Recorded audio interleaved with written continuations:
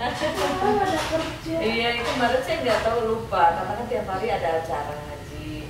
Nggak tahu kemarin tuh libur padahal ya Mbak ya. Iya.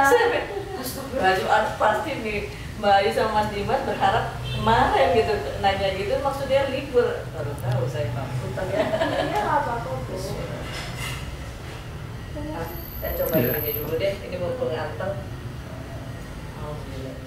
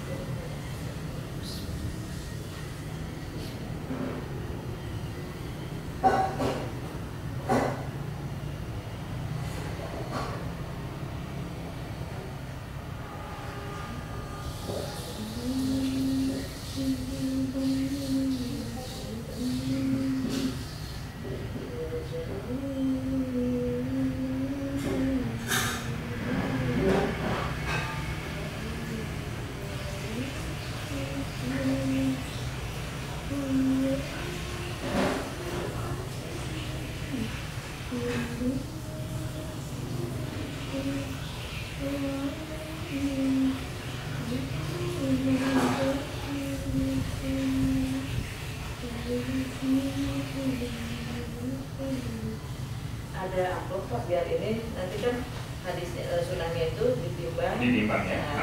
Perak. Oke. Di mana amplop? Atau kertas itu. Bu, ada amplop nggak di sini Bu? Amplop DC taruh di mana? Amplop. Ini Mbak Ayu udah enakan ya Mbak ya. Dari kita sendiri cerita Ayu ya, itu Allah Mbak ya. Karena siapa orang yang meyakini Allah, Allah pasti membalas dengan banyak kebaikan. Pasti Mbak ya. Makanya saya dengar Mbak ini gitu, udah lahir oh ya gitu. Tapi makanya seneng banget, saya juga sampai terharu dengernya. Saya kalau ada denger keajaiban Allah itu, saya ini banget apa perhatian banget. Sampai ada dokter ya belum sempat berobat ke situ sih, baru ini yang konsultasi bayinya atau bayi form sampai bilang oh nggak usah pakai anak kalau mereka tahu ya gitu, tapi nggak bikin kita putus asa ya. Oh, itu bagusnya Mbak. Maksudnya bukan dia gitu. Iya. Iya betul. Ya saya ingat gini Mbak. Allah itu bagi Allah mudah segalanya karena Allah berkuasa menciptakan Adam dan Hawa tanpa ibu dan bapak aja bisa. Nabi bisa tanpa ayah pun bisa. Itu kan menunjukkan kehebatan Allah. Medis boleh bilang apa, tapi kita nggak boleh melupakan Allah. Allah di atas segalanya. Kita berobat medis ya, tapi tidak boleh putus asanya itu kalau itu Allah. Dan ini kan pelajaran bukan buat Mbak Ayu sama Mas Dimas saja, buat kita yang mendengarnya juga. Karena Allah jadi Allah itu benar.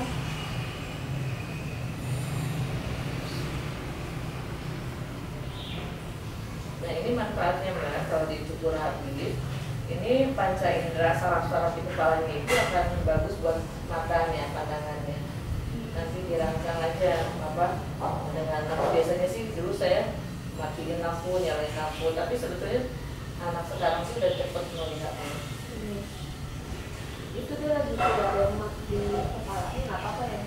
justru ini nanti membersihkan kan. Nah ini kalau orang istilah orang kampung itu sampai koreng-koreng kan. Iya benar. Karena kan nggak ada cara. Enggak, mereka takut mbak, takut anaknya terluka, terus dia didiemin. Itu kalau kayak gini mbak Ayu kan enak membersihkan kepala, kulit kepalanya mbak. Nah ini istilahnya kita mulai dari tanda bersyukur di karunia Allah. Selain akikah ini langsung percaya sama aturan Allah, disuruh Allah dicukur. Contohnya apa? Contohnya kayak Nabi Ibrahim disuruh menyembelih Ismail kan. Nah, beliau kan orang yang mandul, sudah sepuh. Nah, beliau itu berdoa sama Allah. Sebelum berdoa itu bicara sama istri pertamanya, wahai Sarah, aku khawatir siapa kalau aku udah tua siapa lanjut risalah aku gitu. Kalau sekarang kita nggak mau punya anak, pengen punya anak, mikirnya siapa yang akan ngobain kita nanti di akhir Tuhan. Bedanya Ibrahim gitu. Terus kata Siti Sarah, karena beliau seorang wanita soleha, nikahlah wahai suamiku gitu. Terus barangkali dengan istri yang lain kau bisa mendapatkan keturunan. Terus karena dua-duanya bersih, minta dicarikan. Nah dari itu dicarikanlah Siti siapa? Siti Hajar. Nah Allah itu maha baik ketika Hajar hamil dan melahirkan. Terus pastikan seorang wanita itu cemburu, disuruh menjauh. Ketika menjauh dibawa ke padang pasir, Siti Hajar mengatakan, wahai suamiku, apakah ini perintah Allah atau perintahmu? Terus kata Ibrahim, ini perintah Allah. Nah ucapan Siti Hajar itu mengatakan Allah tidak pernah mencari makhluknya. Nah ucapan begitu kan bukan ucapan asal-asalan, itu keluar dari keimanan tauhid yang kuat. Nah enggak, sehingga beliau itu nggak putus asa dengan bekal yang ini, karena dia tahu bahwa Allah itu maha baik, jadi dia jalan. Nah pendek katanya yang luar biasa itu tahu dari jam-jam, benar-benar jam-jam udah pada tahu kan mas ya. Nah yang saya menariknya ketika Ibrahim lagi lucu-lucunya, lagi cakep-cakepnya, anak itu dikisahkan di surat As-Saffat, anak yang soleh, cakep, penurut dan sabar. Terus Nabi Ibrahim, Allah ini cemburu, apakah betul ya? Nah Ibrahim masih seperti dulu, dia bilang berpikir untuk menyembelih. Ibrahim berpikir apakah ini dari Allah atau dari setan? Seorang nabi itu sampai begitu ya mbak, istilahnya khawatir, tetap aja setan ada di mana-mana. Kalau kita kan enggak, kalau dapat mimpi misalnya kita hajat ini dari Allah. Ya, contohnya siapa? Contohnya Liam Bidudin kan gitu. Itu dari Tuhan, padahal kan bukan. Ibrahim aja yang luar biasa seperti itu. Nah terus dia sampai mimpi berapa kali mohon sama Allah untuk dikuatkan apakah ini betul-betul perintahnya atau bukan, sampai 3 kali. Makanya ada hari tarbiyah itu waktu haji. Nah setelah itu ternyata Ismail si kecil itu melihat kemudahan ayahnya, terus ditanya, wah ayah itu kenapa? Aku telah diperintahkan Allah untuk menyembelihmu. Nah, Ismail kecil menjawab kepada ayahnya, wahai ayahku, ikutilah perintah Allah, niscaya Allah akan melihatku dalam keadaan sabar. Nah itu Ibrahim bisa begitu, Ismail bisa menjawab itu kan karena ditanamkan nilai-nilai tauhid mas. Nah ini kewajiban bagi seorang ayah menyampaikan, mengajarkan nilai-nilai tauhid kepada istri dan kedua anaknya. Sekarang kalau istri disuruh saya nikah lagi gimana pak? Wah udah hancur bumi kan gitu. Tapi karena dia itu Allah orientasinya, Allah minded, yang tujuannya Allah, jadi nggak main-main gitu ucapan gitu.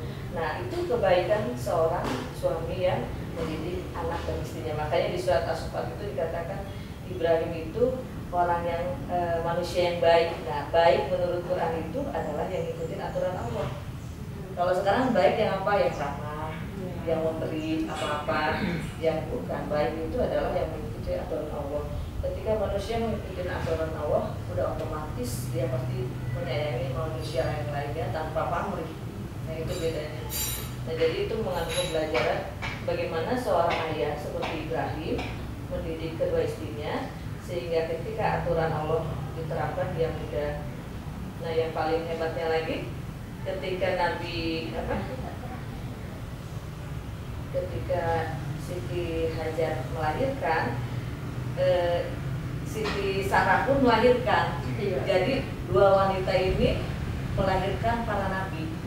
Kalau Siti Hajar itu dari Ismail, turunannya terakhirnya siapa? Nabi Muhammad. Kalau Siti Sarah itu Isa ke bawah para nabi. Makanya Nabi Ibrahim disebut para nabi, bapaknya para nabi ya.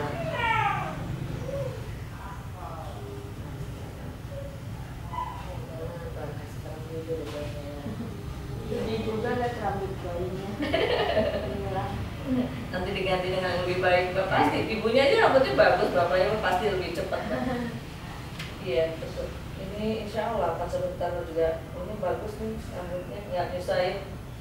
Ya semoga rakas. Terus ya juga sih maksudnya pas dia tidur, ya. Pas tidur, nah pas datang Bobi jadi dia angkat, kalau enggak Pak susah, susah ya. Harus ya ada seninya ya untuk mengadopkan dia. Soalnya dia kalau nangis mungkin anak cowok kali ya Bu, dia habis itu jerit, jadi nangis awalnya cuma sebentar, kayak nangis kecil, habis itu gitu. Sampai dikeras-kerasin badannya. Kemudian suaranya kadang-kadang serasa kita bingung gitu, kasihan gitu ya. Tapi enggak Mas, itu emang laki-laki gitu. Putra saya juga waktu lahir tuh agak hitam orangnya, sampai mukanya biru, nangisnya kenceng. Karena saya tahu ilmunya, karena katanya tuh dia itu bagus nangis, biarin aja selama dia aman, maksudnya dia tidak akan mungkin kehausan, kelaparan, ya kan. Bayi ASI itu kan luar biasa Mbak, nilai gizinya. Nah, biarin aja itu paru-parunya bagus Mbak, paru-paru dan jantungnya bagus. Semakin dia kenceng, itu paru-parunya pasti kuat Mbak. Jadi jangan sedikit diambil diraih kalau kata Sunda, karena nanti terpola. Nanti dia bisa ngakalin kita loh. Mama, papa,